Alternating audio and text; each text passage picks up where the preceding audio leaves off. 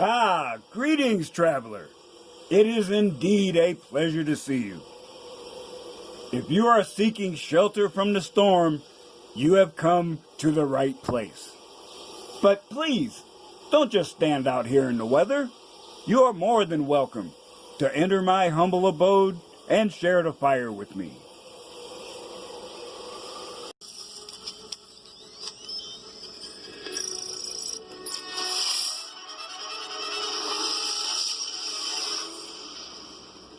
You have to let it all go, Neo. Fear, doubt, and disbelief. Free your mind.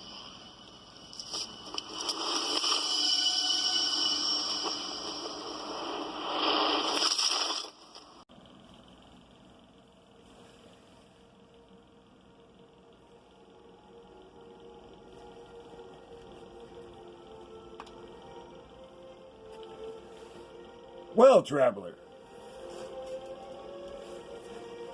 this is part 1 of what I call the Malaya Chronicles. This first part is titled American Herbivore. Japan is a different place. We receive tantalizing glimpses of their culture from time to time. Despite there being sometimes glaring differences between them and European cultures we are more familiar with, there is convergence. There is always a blending when two cultures interact. And I would say it is something that provides a springboard for advancement. In history, we saw that blending happen by armed trade, as in the Carthage model. They used mercenaries extensively, and a wise commander could take all those disparate jigsaw pieces and put together an effective force. There is also the Roman model, which many see as just naked authority. It is true the Romans were not innovators, but they borrowed the best from the cultures they interacted with and blended it into their own.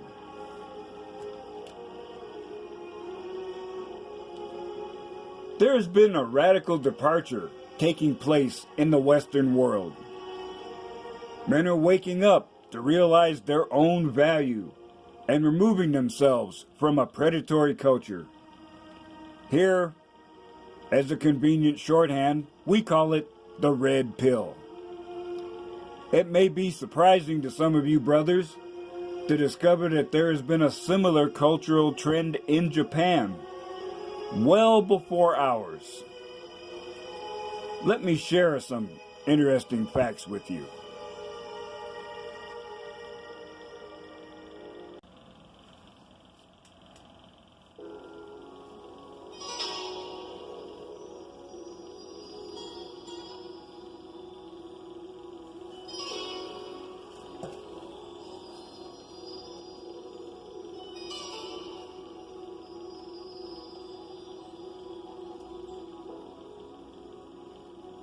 We know that men are expected to be silent victims of abuse while keeping the machinery of civilization running.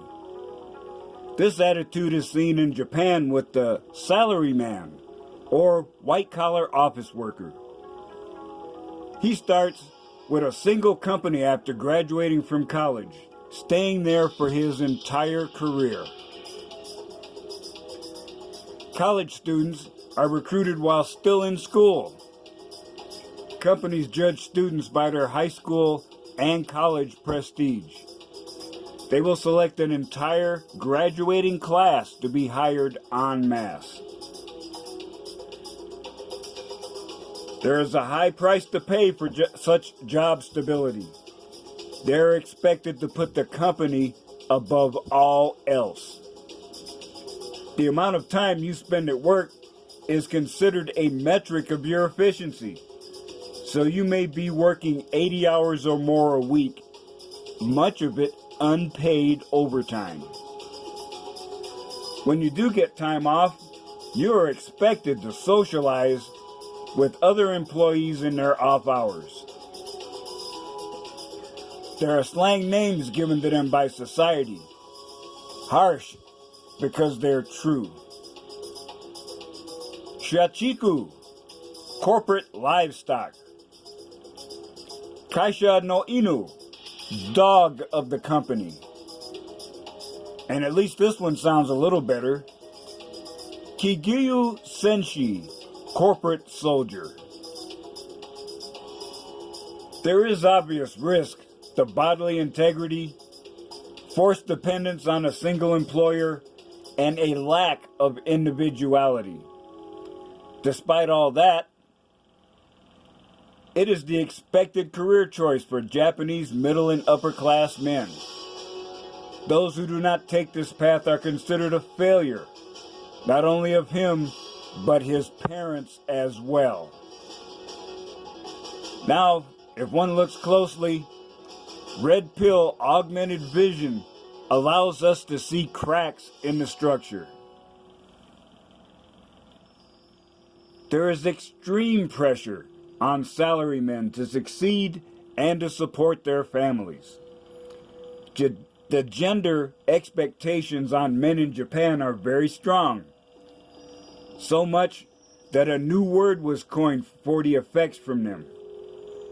Hard to believe, there is a word called Karoshi, or death from overwork. It took 30 years of activism for the Japanese Diet, or Parliament, to pass a law promoting countermeasures against Karoshi. Unfortunately, the laws on overtime are still weakly enforced. Karoshi deaths are usually heart attack and stroke due to stress and a starvation diet. A survey in 1988 showed that about 25% of workers were on the job over 60 hours a week. And there are too many examples that I saw in my research to easily share. I saw people who worked insane hours and paid the ultimate price for it.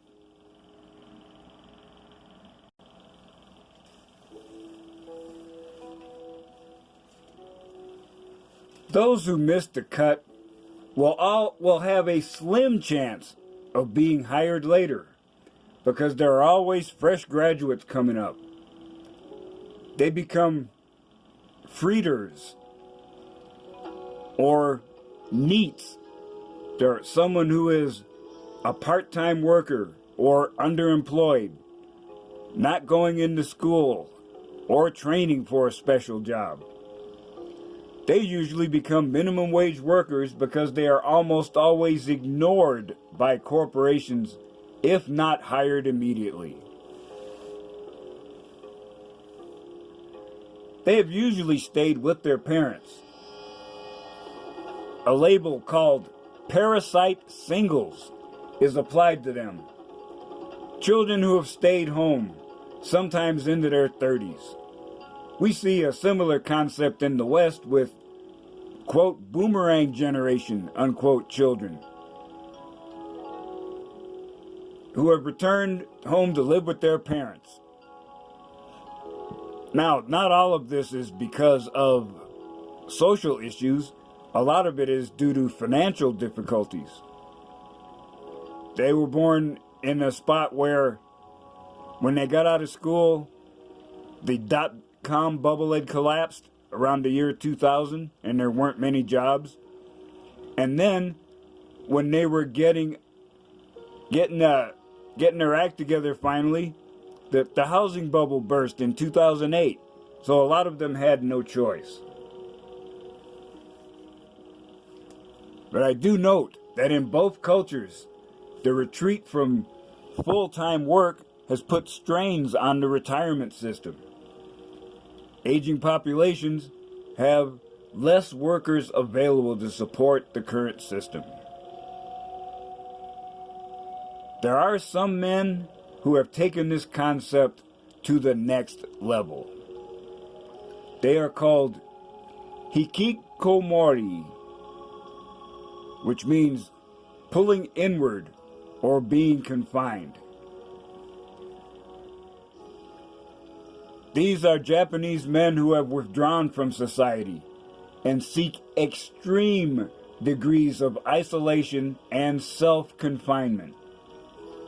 They have few or no friends, also called loners or postmodern hermits. Some have self-isolated for up to 6 months at a time. Often they started out as futoko or school refusers. Affected people may appear unhappy, lose their friends, become insecure and shy, and talk less. The clinical diagnosis says that they spend most of the day and nearly every day at home. They have a marked, persistent avoidance of social situations and relationships. They display social withdrawal symptoms. And there's no apparent physical or mental reason for the withdrawal.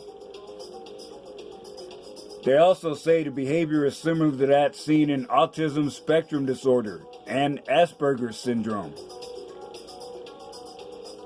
Some have related it to PTSD, schizoid personality disorder, agoraphobia, fear of the outdoors. Another distinct category has emerged, one that I resonate with. It is the Soshoku Keidanshi, grass eater man or herbivore man. They have no interest in getting married or having a girlfriend. Of course, the culture is ready to shame such men, saying they have lost their manliness. Looking closer, one can see that some are in romantic relationships, but have a non-assertive, almost indifferent attitude towards sex. Sounds like a pretty red-pilled attitude to me, and nothing to be ashamed of. Herbivore men emerged as a reaction to a severe economic downturn in Japan in the 1990s. And I remember this because when the boom was going on, there were Japanese entities buying stuff in America like crazy. And when the collapse happened, they had to sell all that stuff back, sometimes for pennies on the dollar. So these men saw that the salaryman was not secure anymore. And just like us, they did not want to conform to a culture that does not value them. Women perpetuate this in Japan by refusing to marry men that are not part of the corporate meat grinder. Yeah, that sounds familiar. The herbivore men are dropping out, and the older generation is disgusted, in part because they're tied to the old system, in part because they're jealous that their sons could do what they never thought possible. The herbivore man doesn't care about status symbols like their fathers. They may date and be interested in women, but not enough.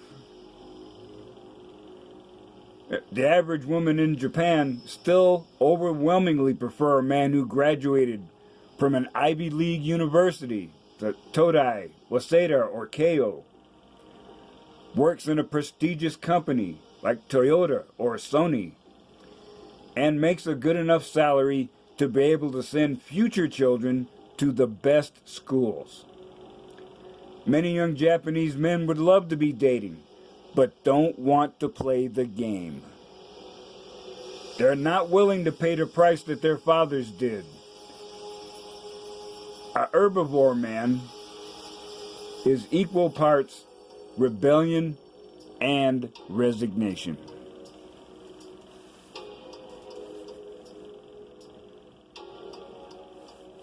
Despite the efforts of those who control the media to spread lies about us, awake red pill men know this is a reaction from pressures of the outside world. Those men who have absorbed the red pill are shielded to a degree from adverse effects. Of course, the blue-pilled world wants to treat this as a disorder, demanding medication, confinement, or more extreme measures. It was a well-used technique in the old Soviet Union. Political dissidents were confined in psychiatric hospitals without access to phones, lawyers, or any way out. In fact, this same thing is going on here. There is a reference work published by the American Psychiatric Association. It is called the Diagnostic and Statistical Manual of Mental Disorders, or DSM. Now, this was designed to use common language and standard criteria to classify mental disorders. So, going through the history of this, we went from, in the 1800s, 7 diagnoses. 1917, the American Psychiatric Association, 22. Then there was Medical 203 in 1943. Used extensively in military selection, processing, assessment, and treatment. It stressed mental health away from hospitals. And it became DSM-1, added to by an additional content from the World Health Organization in 1949. 106 disorders. I note that in 1952, homosexuality is listed as a sociopathic personality disorder. DSM-2, 1968. There were challenges. There were people claiming some people were using mental illness as a myth to disguise moral conflicts or an attempt to label and control nonconformists. Yes, there were some awake people back in the day. The number of disorders has gone up to 182. In the DSM-3, 1980, homosexuality is redefined as a sexual disorder not specified. The total number of disorders, 265. DSM-3R, 1987, 292. DSM-4, 1994, 410. And in the DSM-5, which was new as of 2013, there are several, I checked several sources, but I could not find a final number. Now, here is the disturbing trend that I see. Now, we noted that someone back in the day says, yes, you could use this for immoral purposes. And we also see that intense lobbying by gay rights activists resulted in the classifications being changed. But the leftists in charge are adding new categories, many of which I should say, should be of concern to us Red Pill brothers. The most insidious is called oppositional defiant disorder. Observed symptoms range from anger and irritability to argumentative and defiant to vindictive behavior to just showing callous and unemotional traits. Now those in authority have an excuse to violate the rights of anyone perceived as an enemy. After all, you must submit to the collective for your own good. If you resist, it must be because you're mentally ill and therefore cannot think for yourself.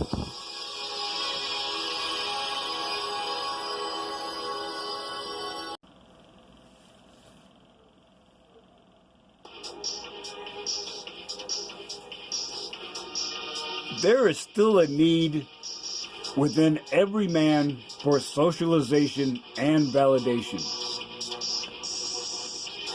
There are some men who have adapted to this situation by developing relationships with fictional characters. They are called Otaku, people with a consuming or excessive interest in anime and manga. In the West, you know this as geek or nerd culture.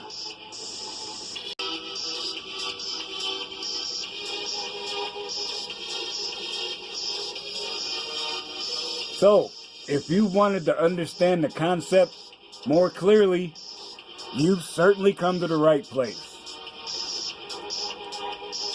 What is a waifu? In essence, it is the embodiment of your ideal significant other, a personification of that which makes you feel safe, secure, and confident. And I know some of you are saying, how can you love something fictional? You can't even have sex with it. I must stress that you can love a concept. A concept is where love comes from. You aren't ever in love with a person.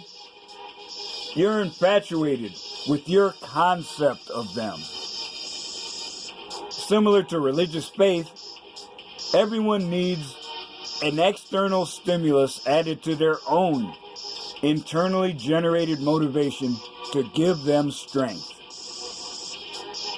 Humans aren't born to be alone, but using red pill wisdom, you can improvise, adapt, and overcome.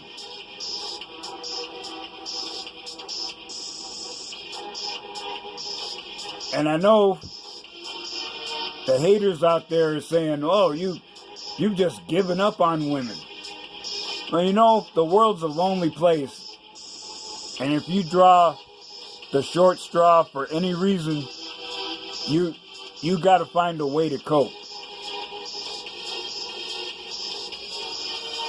And I know waifus are seen by the majority of people as strange and abnormal.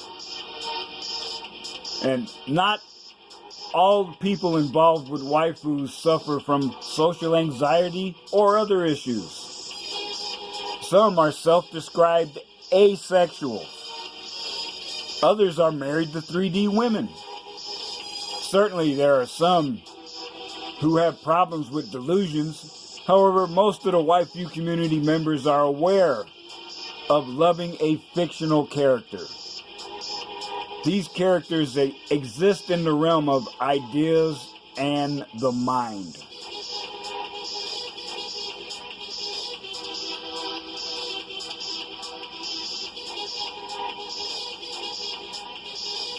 And I note here that it's not rooted in delusion or mental illness. You know, that certainly there are people with those issues, but on the whole, people are rational. They simply love and relate to a fictional character. Ideas have power. Fictional characters resonate. They can generate feelings of triumph, love, hate, anger, lust, and every human emotion. Much of what we consider human is an idea. Think of the name of a friend, and a mental image of that person will appear. That image is not the person, but our understanding of that person. Waifuism is the same.